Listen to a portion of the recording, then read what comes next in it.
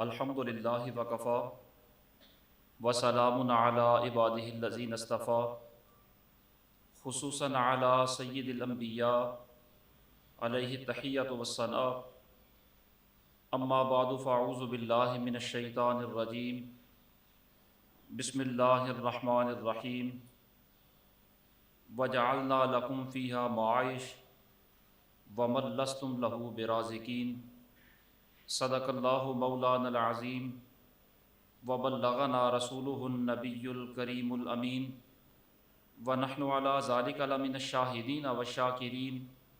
والحمد للہ رب العالمین ان اللہ وملائکتہ یصلون علی النبی یا ایہا الذین آمنوا صلوا علیہ وسلموا تسلیما الصلاۃ والسلام علیک یا سیدی یا رسول اللہ وعلی آلک واصحابک یا سیدی یا حبیب اللہ الصلاۃ والسلام علیک یا شفیع المذنبین وعلی آلک واصحابک یا رحمۃ للعالمین۔ بعد از حمد و ثنا، گزشتہ جمعۃ المبارک کو معاشی پریشانیوں کے ازالہ کے حوالہ سے چند گزارشات آپ کے گوش گزار کی، اسی سلسلہ کلام کو جاری رکھتے ہوئے آج بھی چند ایک احادیث طیبہ آپ کے سامنے عرض کرنا مقصود ہے۔ اللہ کریم کلمات حقہ کو زبان پر جاری و ساری فرمائے، اور اس عنوان کی ضرورت اس لیے زیادہ محسوس کی جا رہی ہے کہ اس وقت دنیا معیشت کے حوالہ سے جس کرب، قلق اور پریشانی سے گزر رہی ہے، آپ نے بارہا دفعہ سنا ہوگا کہ لوگ ان پریشانیوں سے بچنے کے لیے یا تو عزتوں کے سودے کرتے ہیں یا ضمیر بیچتے ہیں، حتیٰ کہ اولاد تک کی بولیاں لگا دیتے ہیں۔ تو ان خرافات سے بچنے کے لیے ضروری ہے کہ اللہ اور اس کے رسول نے معیشت کے حوالہ سے جو تعلیمات دی ہیں ان کو سامنے رکھا جائے، تاکہ انسان معاش کے حوالہ سے گھبرا کر کوئی غلط فیصلہ نہ کر بیٹھے، اس لیے کہ اس وقت ہمارے ہاں جن حکومتوں نے، انتظامیہ نے، جن حکمرانوں نے ہمارے لیے معیشت میں آسانیاں پیدا کرنا ہیں، ان سے توقعات لگا لگا کر اب قوم ان کی طرف سے تو مایوس ہو چکی ہے۔ ان سے تو خیر کی توقع نہیں کی جا سکتی کہ وہ کوئی قوم کا سوچیں گے یا غریب کا سوچیں گے۔ وہ صرف نعرے کی حد تک یا سبز باغ دکھانے کی حد تک غریب کا نام لیتے ہیں، ورنہ معاشی پریشانیوں میں الجھی ہوئی قوم سے انہیں کوئی سروکار نہیں ہے، اور انہیں صرف اپنی تجوریاں بھرنے سے فرصت نہیں ہے۔ اس لیے ان کی طرف سے تو بالکل ہی مایوسی کی کیفیت ہے۔ ہر بندے نے اپنی اپنی معیشت کے حوالہ سے خود ہی کچھ نہ کچھ سوچنا ہوتا ہے اور فیصلہ کرنا ہوتا ہے۔ اس لیے یہ اسلامی تعلیمات مد نظر رکھنا ضروری ہے کہ کہیں وہ غلط فیصلہ نہ کر لے، کہیں خود کشی پر آمادہ نہ ہو جائے، کہیں ضمیر یا عزت کا سودا نہ کر لے۔ اس لیے اس عنوان کو اصرار کے ساتھ اور تکرار کے ساتھ آپ کے سامنے عرض کر رہا ہوں۔ اللہ کریم کلمات حقہ کو زبان پر جاری و ساری فرمائے۔ حضور سید عالم صلی اللہ تعالیٰ علیہ وسلم کے ایک بدری صحابی ہیں، حضرت عمر بن عوف رضی اللہ تعالیٰ عنہ۔ آپ ارشاد فرماتے ہیں کہ جب بحرین فتح ہو گیا اور وہ صلح کے ساتھ فتح ہوا، تو حضور صلی اللہ تعالیٰ علیہ وسلم نے بحرین والوں سے جزیہ لینے کے لیے حضرت ابو عبیدہ بن جراح رضی اللہ تعالیٰ عنہ کو بھیجا۔ آپ جزیے کی کثیر مقدار میں رقم لے کر اور کثیر مقدار میں مال لے کر مدینہ طیبہ واپس پہنچے تو اتفاق سے حضرت ابو عبیدہ وہ کثیر سرکاری مال، جزیے سے اکٹھا کیا گیا مال لے کر جب واپس پہنچے تو رات کا وقت تھا۔ یہ مال اتنا کثیر تھا کہ راتوں رات مدینہ طیبہ کے اندر یہ خبر پھیل گئی کہ تمہاری معاشی تنگیوں کا ازالہ ہونے والا ہے۔ اتنا کثیر مال آ گیا ہے کہ اہل مدینہ میں سے کوئی بھی محروم نہیں رہے گا، سب کے گھر میں چولہا جلے گا، سب کو مال ملے گا۔ راتوں رات یہ خبر پھیلی تو صبح نماز فجر جب سرکار پڑھانے کے لیے مسجد نبوی میں تشریف لائے تو عام روٹین سے زیادہ نمازیوں کی تعداد سرکار نے دیکھی۔ نماز کے بعد انصار صحابہ حضور کے سامنے پیش ہوئے تو نبی اکرم صلی اللہ تعالیٰ علیہ وسلم نے انہیں دیکھ کر تبسم فرمایا، اور یہ بخاری شریف کے اندر حدیث پاک ہے۔ لفظ یہ ہے کہ فتبسم رسول اللہ صلی اللہ تعالیٰ علیہ وسلم حین رآہم، جب سرکار نے ان کی کثیر تعداد کو دیکھا تو سرکار نے تبسم فرمایا، اور سرکار نے فرمایا مجھے لگتا یہ ہے کہ تمہیں یہ پتہ لگ گیا ہے کہ حضرت ابو عبیدہ رضی اللہ تعالیٰ عنہ کثیر مال لے کر آئے ہیں۔ صحابہ نے عرض کی ہاں یا رسول اللہ، اسی لیے ہم حاضر ہوئے ہیں۔ تو ظاہر ہے گھروں میں تنگی ہے، رات کے وقت ہی وہ مسجد میں آ کر ڈیرے لگا رہے ہیں، اس لیے کہ یہ تنگی دور ہو جائے، کچھ نہ کچھ آسانی پیدا ہو جائے، کچھ مال مل جائے۔ تو حضور صلی اللہ تعالیٰ علیہ وسلم نے فرمایا کہ تمہیں بشارت ہو، تمہیں وہ کچھ ملے گا جس سے تم خوش ہو جاؤ گے۔ لیکن سرکار نے ساتھ ہی یہ ارشاد فرمایا کہ تم تو تنگی سے گھبرا کر آئے ہو۔ فرمایا فواللہ للفقر اخشى علیکم، قسم بخدا مجھے تم پر تنگی کا کوئی خوف نہیں ہے، معیشت کی تنگی کا مجھے تم پر کوئی خدشہ نہیں ہے، ولیکن اخشى علیکم ان تبسط علیکم الدنیا، مجھے تم پر جس چیز کا خوف ہے وہ یہ ہے کہ تم پر دنیا کشادہ کر دی جائے گی، تم پر آسائشیں کر دی جائے گی، سہولتیں پیدا کر دی جائیں گی، جس طرح تم سے پہلی قوموں کے لیے دنیا کشادہ کر دی گئی۔ اور سرکار نے فرمایا کہ جب پہلوں کے لیے کشادہ ہوئی تو جس طرح پہلے اس دنیا میں رغبت لینے لگے، دلچسپی لینے لگے، اسی طرح مجھے خوف ہے کہ تم پر جب دنیا کشادہ ہوگی تو تم بھی اس میں دلچسپی زیادہ لینے لگو گے، تمہاری رغبت بھی زیادہ ہو جائے گی، اور پھر جس طرح اس دنیا کی کثرت نے پہلوں کو ہلاک اور تباہ و برباد کر دیا، اسی طرح مجھے ڈر ہے کہ دنیا کہیں تمہیں بھی تباہ نہ کر دے۔ تو سرکار دو عالم صلی اللہ تعالیٰ علیہ وسلم اس حدیث پاک میں جو مضمون بیان فرما رہے ہیں اس کا خلاصہ یہ ہے کہ امت پر معیشت کی تنگی کا سرکار کو خوف نہیں ہے، بلکہ سرکار فرما رہے ہیں کہ مجھے تو اس بات کا خوف ہے کہ کہیں دنیا زیادہ نہ ہو جائے تم پر، اور یہ دنیا کی زیادتی تمہیں اپنی طرف مائل نہ کر لے، اور تم اس میں حد سے زیادہ دلچسپی نہ لینے لگ جاؤ، اور پھر یہ دنیا کہیں تمہیں تباہ و برباد نہ کر دے۔ تو فقر و فاقہ یا معیشت کی تنگی کی وجہ سے خوف نہیں محسوس کیا جا رہا، معیشت کے اضافے کے اندر اور معیشت میں وسعت کی وجہ سے امت پر خوف محسوس کیا جا رہا ہے۔ اس حدیث پاک کو سامنے رکھ کر ہم میں سے ہر بندہ اپنے حالات کا جائزہ لے اور وہ یہ سوچے کہ آج سے 15-20 سال پہلے وہ کہاں کھڑا تھا، اس کے گھریلو حالات کیا تھے۔ صدیوں کا فاصلہ ظاہر ہے ماپنے کے لیے کتابیں پڑھنا پڑتی ہیں اور لوگوں کے تجزیے دیکھنا پڑتے ہیں، کسی کے تجزیے کی ضرورت نہیں اور کسی کتاب بینی کی بھی ضرورت نہیں، یہ معاشرہ خود ایک بہت بڑی کتاب ہوتا ہے۔ ہر بندہ اپنے حالات کا، اپنے خاندان کا، اپنے گھر کا جائزہ لے لے کہ آج سے 15-20 سال پہلے وہ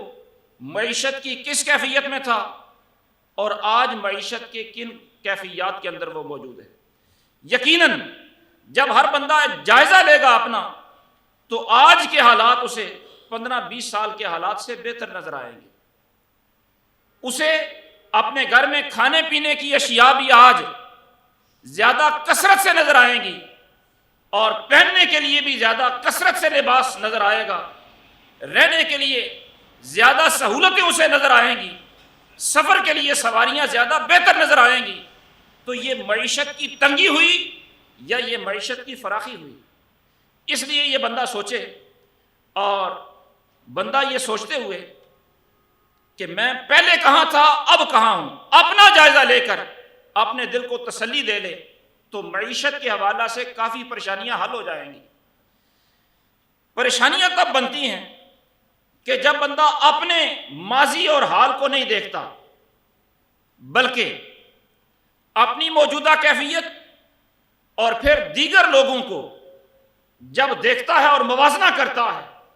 تو دوسرے اسے اپنے سے زیادہ آسودہ جب نظر آتے ہیں، دوسرے لوگ اپنے آپ سے زیادہ خوشحال نظر آتے ہیں، تو ان کی خوشحالی کو دیکھ کر بندہ خود پریشان ہونا شروع ہو جاتا ہے۔ یہ ایک ذہنی الجھن ہوتی ہے جو بندے کے ذہن کو خراب کر دیتی ہے۔ اپنی زندگی کے وہ نشیب و فراز نہیں دیکھتا، بلکہ اپنی کیفیت اور دوسروں کی کیفیات کا موازنہ کر کے وہ اپنے آپ کو پریشان کر لیتا ہے۔ اس سلسلے میں گزارش یہ ہے کہ اپنا اور دوسروں کا اولاً تو موازنہ کرنا ہی نہیں چاہیے، اس لیے کہ اللہ رب العالمین نے انہیں علیحدہ پیدا کیا، ان کی ضروریات علیحدہ، ان کے مقدر علیحدہ، ان کے نصیب علیحدہ، ان کی دنیا کی طرز زندگی علیحدہ، ان کا مرنے کے بعد حساب و کتاب علیحدہ۔ ہر بندے کو اللہ رب العالمین نے انفرادی پیدا کیا ہے، اور انفرادی طور پر زندگی گزار کر بندے نے اللہ کے حضور حاضر ہونا ہے۔ اس کا حساب و کتاب، اس کا زندگی یہ بالکل علیحدہ ہے، اس کو دوسروں کے ساتھ اپنی ذات کا اس حوالہ سے موازنہ کرنا ہی نہیں چاہیے۔ اور پھر اگر یہ موازنہ کرتا ہی ہے تو موازنہ کرنے کا ایک انداز یہ بھی تو ہو سکتا ہے جو ہمیں ہمارے دین نے کہا ہے کہ نیکی کے حوالہ سے موازنہ کرنا ہے تو اپنے سے بہتر لوگوں کو دیکھو، اور اگر رزق اور نعمتوں کے حوالہ سے موازنہ کرنا ہے تو اس کو دیکھو جسے تم سے کم تر رزق دیا گیا، کم تر نعمتیں دی گئی۔ جس طرح وہ بزرگ مثال دے کر سمجھاتے ہیں کہ حضرت سعدی شیرازی کہتے ہیں کہ میں جوتے نہیں تھے پاؤں میں اور اسی طرح سفر کر رہا تھا، پیدل تھا، تو دل میں یہ خیال آیا کہ میں عبادت بھی کرتا ہوں، فرائض کی پابندی بھی کرتا ہوں، نیکی کے اندر بھی کمی نہیں، پھر بھی میری معیشت اتنی تنگ کہ پہننے کے لیے جوتے بھی نہیں، سواری بھی میسر نہیں۔ فرماتے ہیں کہ پھر مجھے وہ بندہ نظر آیا جس کے چلنے کے لیے پاؤں بھی نہیں تھے،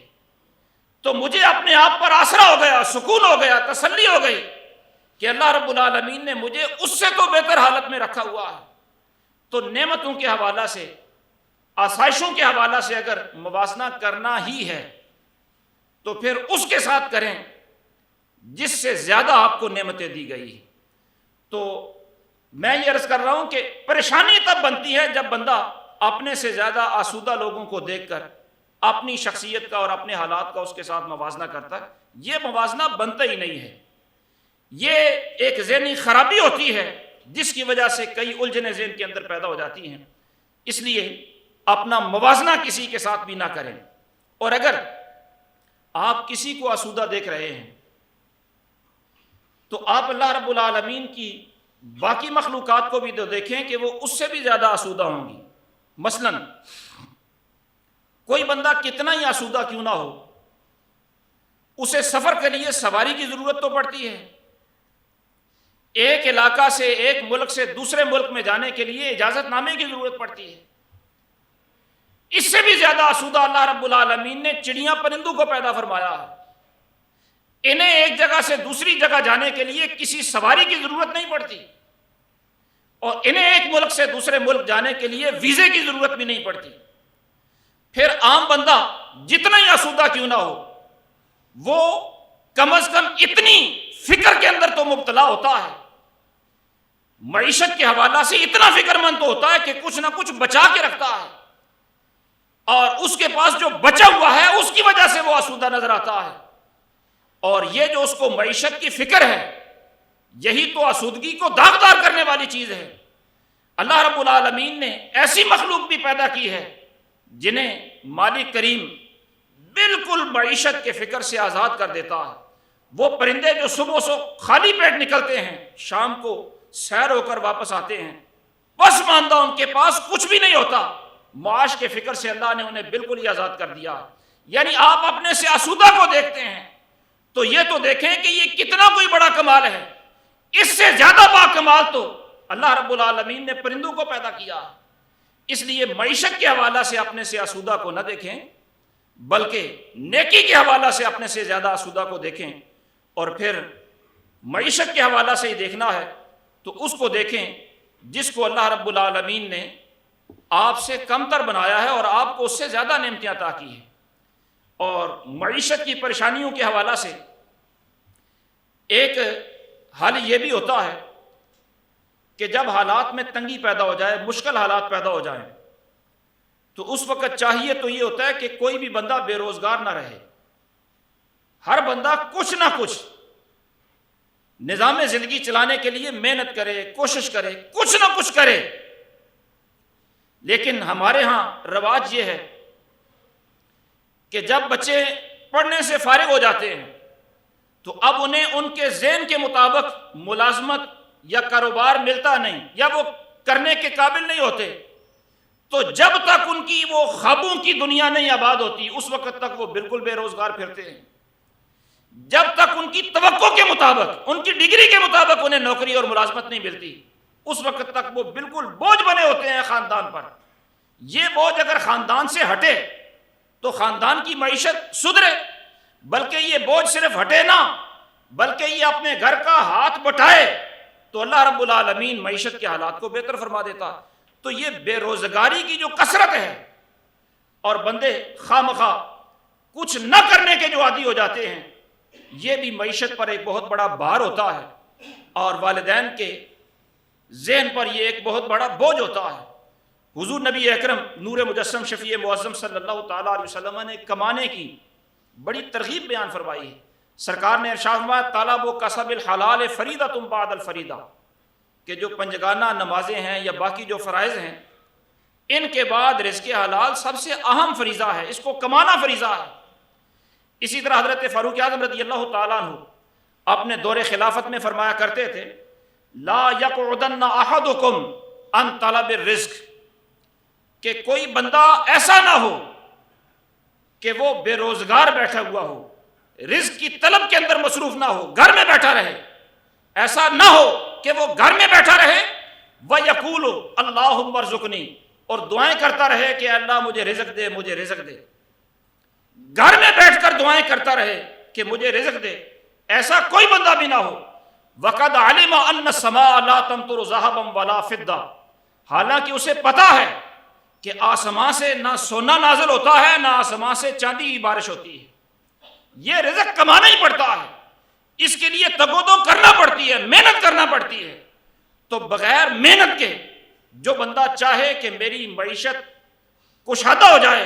وہ بندہ احمق نہیں ہے تو اور کیا ہے۔ بلکہ حضرت سیدنا فاروق اعظم رضی اللہ تعالیٰ عنہ آپ نے ایک موقع پر دیکھا کہ ایک صحت مند آدمی ہے،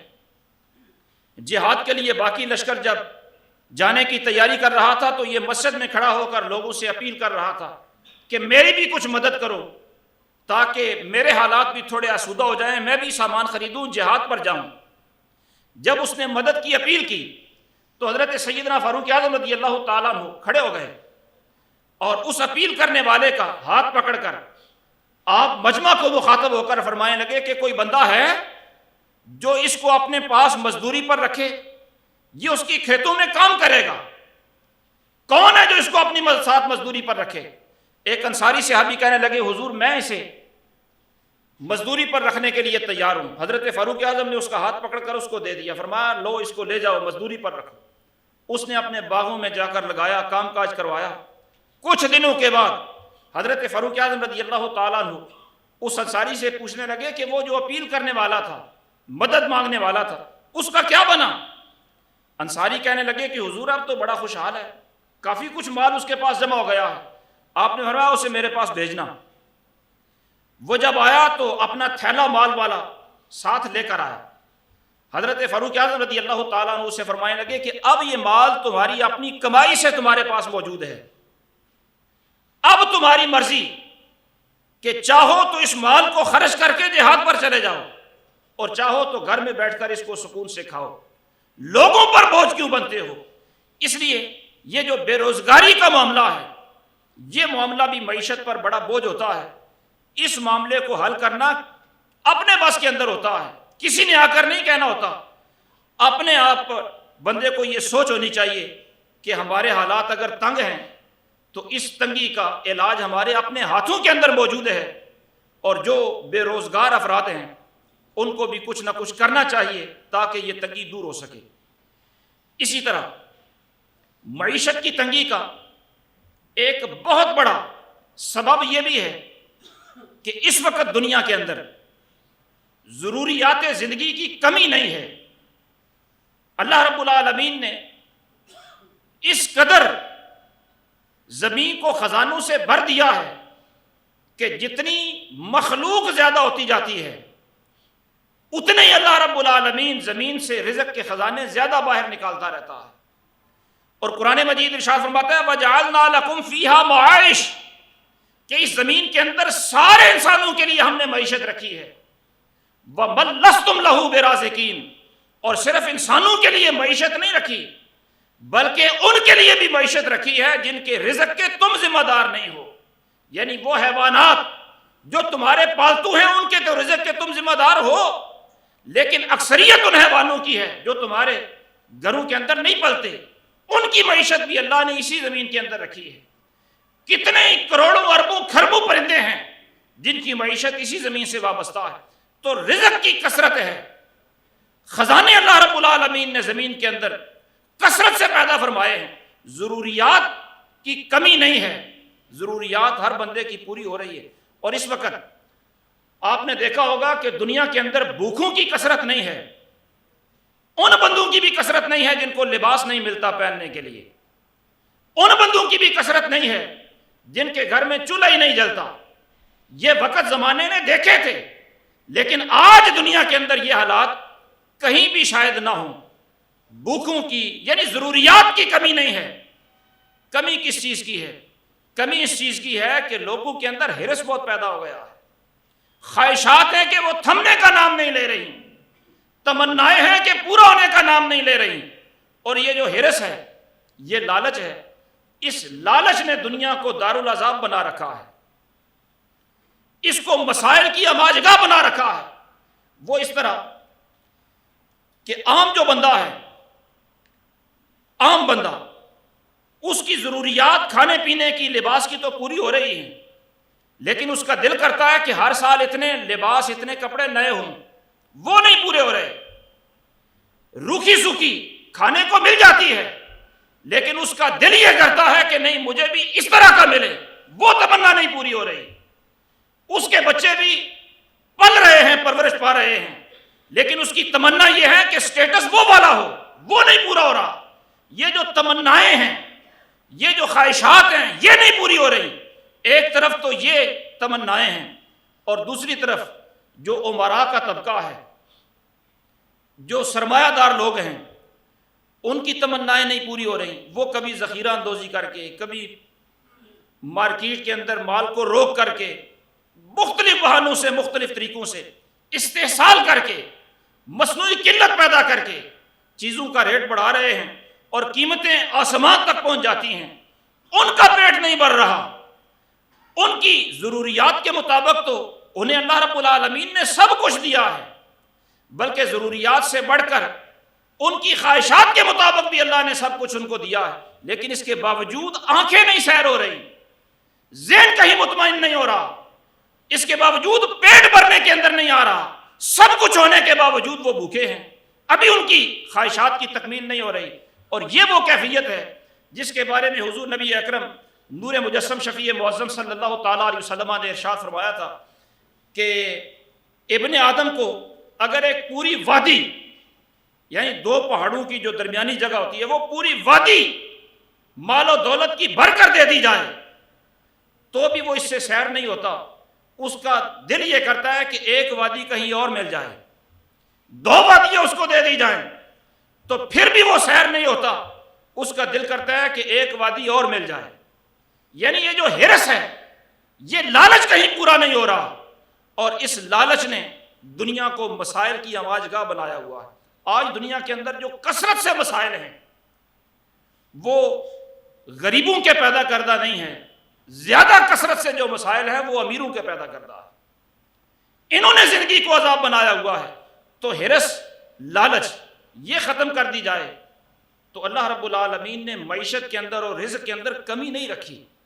وافر ہر شے کو پیدا فرمایا ہے۔ صرف یہ اکٹھا اتنا کر لیتے ہیں کہ لوگوں تک وہ وسائل پہنچنے ہی نہیں دیتے، اس لیے لوگ بیچارے پریشان ہو جاتے ہیں۔ اور معیشت کی پریشانیوں کا ایک حل یہ بھی ہوتا ہے کہ انسان قناعت کو اپنا لے، لالچ چھوڑ دے، سیر چشمی، قناعت یہ اپنا لے تو اللہ رب العالمین قناعت کی دولت جسے عطا فرما دیتا ہے وہ دنیا کا بڑا امیر آدمی بن جاتا ہے۔ حضور نبی اکرم صلی اللہ تعالیٰ علیہ وسلم کا فرمان ذیشان ہے کہ امیری مال و دولت کی کثرت کا نام نہیں ہوتا، بلکہ امیری دل کے غنا کا نام ہوتا ہے۔ بندے کے اندر غنا پیدا ہو جائے تو وہ بندہ بڑا خوشحال زندگی گزار لیتا ہے۔ بعض اوقات مال و دولت کی کثرت کے باوجود بھی وہ ذہنی سکون نہیں ملتا جو سیر چشمی سے اللہ رب العالمین عطا فرما دیتا ہے، اور یہ قناعت بہت بڑی دولت ہے۔ حضرت علی مرتضیٰ شیر خدا رضی اللہ تعالیٰ عنہ ارشاد فرمایا کرتے تھے، عزا من قنع وذل من طمع، کہ جو بندہ قناعت پسند ہو جاتا ہے وہ زمانے میں معزز ہو جاتا ہے، اور جو بندہ طمع کرتا ہے، لالچ کرتا ہے، وہ زمانے میں رسوا ہو جاتا ہے۔ میں صرف ایک دو مثالیں آپ کے سامنے اس حوالہ سے عرض کرتا ہوں کہ قناعت یہ شے کیا ہوتی ہے۔ حضرت سیدنا امام بخاری رحمۃ اللہ تعالیٰ علیہ کے استاذ ہیں امام قبیصہ بن عقبہ رحمۃ اللہ تعالیٰ علیہ، بخاری کے یہ استاذ ہیں۔ ان سے ملاقات کرنے کے لیے کوہستان کے بادشاہ کا بیٹا ابو دلف کا بیٹا دلف آیا اپنے خدام کے ساتھ، اپنی فوج کے لشکر کے ساتھ حضرت قبیصہ سے ملاقات کے لیے۔ خادم نے آ کر دروازہ کھٹکھٹایا، حضرت قبیصہ رضی اللہ تعالیٰ عنہ نے باہر نکلنے میں تھوڑی دیر کر دی، کہیں مصروف ہوں گے، دروازے تک آتے ہوئے تھوڑی دیر ہوئی تو خادم چلا کر کہنے لگا کہ اے قبیصہ، ملک الجبال تمہارے دروازے پر کھڑا ہے، یعنی پہاڑی علاقے کا بادشاہ تمہارے دروازے پر کھڑا ہے، تم سے ملاقات کرنا چاہتا ہے۔ ان کی تو اپنی ملاقات کے لیے لوگ لائنیں لگا کر کھڑے ہوتے ہیں، اور یہ تم سے ملنے کے لیے تمہارے دروازے پر آیا ہے، اور تم ہو کہ جلدی باہر ہی نہیں آ رہے۔ حضرت قبیصہ رضی اللہ تعالیٰ عنہ آپ جب باہر نکلے تو آپ کے تہمد میں خشک روٹی کے چند ٹکڑے تھے۔ آپ اس خادم سے فرمانے لگے کہ بندہ خدا، جو دنیا میں صرف اتنے پر راضی ہو گیا ہو، جس نے اپنے دل کو اتنی ساری دنیا پر مطمئن کر لیا ہو، اس کے لیے ملک الجبال کیا ہوتا ہے؟ جاؤ، خدا کی قسم میں اس سے کلام بھی نہیں کرنا چاہتا، مجھے اس کی کوئی ضرورت نہیں ہے۔ اسی طرح بصرہ کے اندر امام خلیل نحو کا نامی گرامی امام خلیل، اس کے پاس اہواز سے امیر سلیمان کا قاصد آتا ہے اور آ کر کہتا ہے کہ حضور، آپ کا علمی شعرا سن کر امیر سلیمان نے آپ کو اپنے بچوں کی اطالیقی کے لیے، استاذی کے لیے، تربیت کے لیے منتخب کیا ہے، آپ چلیں بادشاہ کے دربار میں۔ اور ظاہر ہے جب غربت کے حالات ہوں، شاہی محل کے اندر نوکری ملے تو کون نہیں چاہے گا اس طرح کی معیشت کو سدھارنا۔ لیکن امام خلیل رحمۃ اللہ تعالیٰ علیہ گھر میں روٹی کے چند ٹکڑے پڑے ہیں، ان کی طرف اشارہ کر کے کہنے لگے کہ جو بندہ اتنی دنیا پر قناعت کر لیتا ہے اس کو بادشاہوں کے دروازوں پر جانے کی ضرورت نہیں رہتی۔ یہ غنائے نفس بڑی دولت ہوتی ہے، اس لیے کسی کی طرف للچائی نظروں سے دیکھ کر اپنی زندگی کو اجیرن بنانے کی اور مشکل بنانے کی ضرورت نہیں ہے۔ اللہ رب العالمین نے ہمیں اشرف المخلوقات بنایا، ہر بندے کو اشرف المخلوقات بنایا ہے، اس لیے اللہ کی وہ نعمت دیکھیں، اس کا شکر کریں، ناشکری وجود سے نکل جائے تو یہ زندگی جنت بن جاتی ہے۔ اور یہ معیشت کی جو پریشانیاں ہیں یہ صرف اپنے حالات کو دیکھتے چلے جائیں، 10 سال پہلے کیا تھے آج کہاں ہیں، تو انشاءاللہ العزیز ذہن مطمئن ہو جائے گا۔ دعا ہے اللہ رب العالمین انہی کلمات کو شرف قبولیت عطا فرمائے۔ وما توفیقی الا باللہ العلی العظیم۔